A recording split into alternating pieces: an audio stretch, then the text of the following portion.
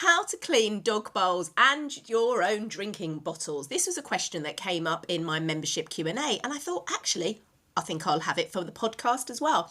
So my name is Dr. Hélène. I'm an emergency medicine doctor and a vet certified animal aromatherapy specialist and a dog behaviourist. And this show is for people who want to look after their own health and the health of their pets. And I cover everything from gut health and stiff joints to the power of essential oils and finding your daily calm. I use my experience in human and animal wellness to give you the tools you need to help you and your dog feel your best. Wellness at both ends of the lead. What's the best way to clean drinking bowls, bottles for humans and dogs, which kills bacteria but doesn't leave strong residual smell or taste? So this is great. So I'm going to start with the dogs first, and then I'm going to go on to humans. So I think there is such a load of BS around with people scaremongering about how to clean your dog's bowls. Oh, you need to wash them in this, wash them in the dishwasher cycle, and do this, and then you spray them with this, and then you spray that. I mean, come on, who has actually got the time to do all that? And it's not necessary. Now, just to give you a bit of sort of information, really, when you're looking at, when we work in the hospital, for a lot of things we can just alcohol our hands. If we are dealing with someone who has got some kind of digestive upset, nausea, vomiting, diarrhea, we have to wash with soap and water, and that is what kills the bacteria. It is not the alcohol. So by the same token, now, so washing with good old soap and water, I use a dishwashing soap by BioD. If you're in the States, I think there is the Abode one, and I literally wash my bowls up like that with a scrubbing brush or a sponge and give them a good rinse. I don't have a dishwasher, so if I did, I would put them in there, because why wouldn't I? But I don't have a dishwasher. That's how I use. Now, one of the things for water bowls, if you've got ceramic water bowls or plastic, it can leave little cracks in there where the bacteria can get into. Now, I do have some of my water bowls are mason and cash, and some are metal. So it's just to let you know, my food bowls are actually all metal. But I give them a good scrub round, rinse them all off, and then they dry, and that's it.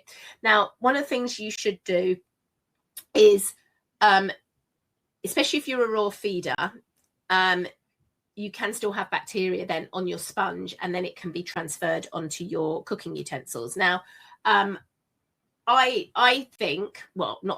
know that actually living with dogs does build our immune system.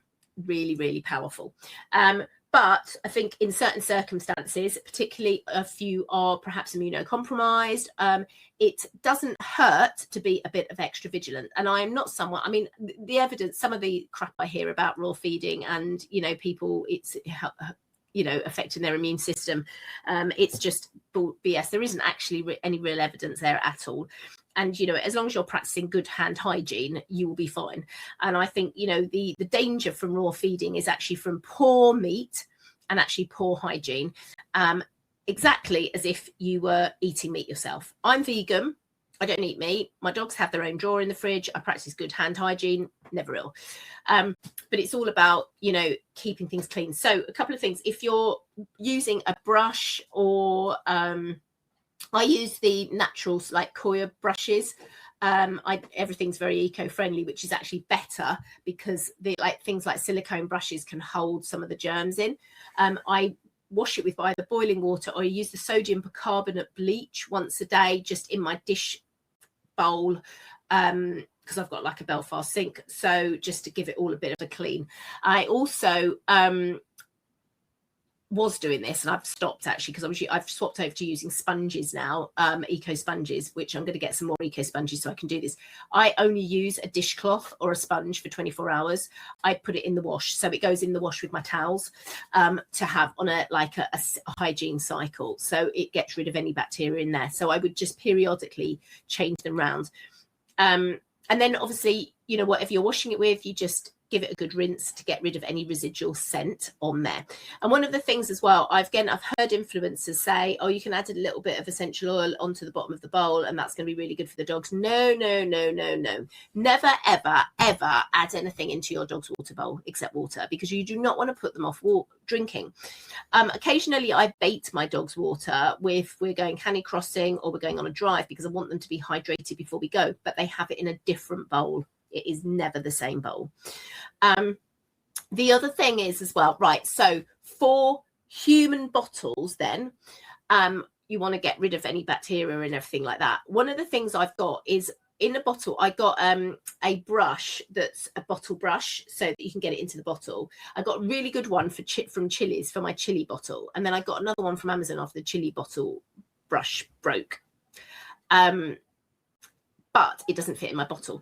But what I have is these things called magic beads, and they're little copper balls, and you put them in your bottle with some soapy water and you shake it around and it gets rid of all the dirt. And then I tip all the beads into like a jug and I put loads of water over them to clean it up, and then I run them over a sieve. And it sounds complicated, but it's not. It's really easy, but they're really good. If you don't want to use magic beads, I do recommend the magic beads. You can use dry rice, but the magic beads are so much better. Literally so much better.